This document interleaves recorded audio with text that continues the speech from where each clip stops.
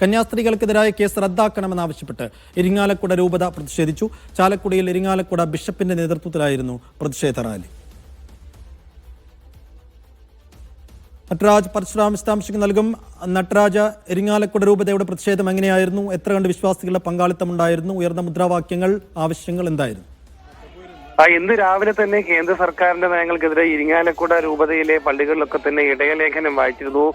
സഭാധ്യക്ഷന്മാർ poly കണ്ണൂക്കാടിന്റെ നേതൃത്വത്തിൽ ഇന്ന് രാവിലെയും ഇപ്പോഴും പ്രതിഷേധം പല ഭാഗങ്ങളിലായി നടക്കുകയാണ്. ചാലക്കുടിയിലും ഇരിങ്ങാലക്കുടയിലും വിശ്വാസികളും സന്യസ്തരും കന്യാസ്ത്രീകളും ഒക്കെ തന്നെ പ്രതിഷേധത്തിൽ ഇറങ്ങിയിരുന്നുണ്ട്.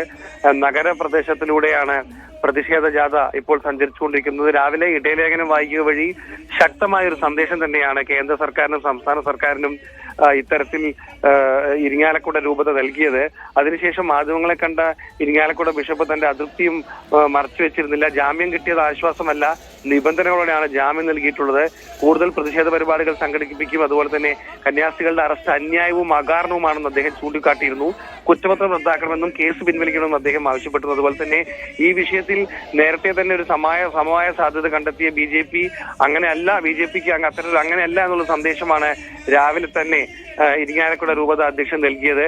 പ്രതിഷേധ പരിപാടികൾ സംഘടിപ്പിക്കുമെന്ന് അദ്ദേഹം അറിയിച്ചതിന് പിന്നാലെ വലിയൊരു പ്രതിഷേധ പരിപാടിയാണ് ഇപ്പോൾ അരങ്ങേറുന്നത്.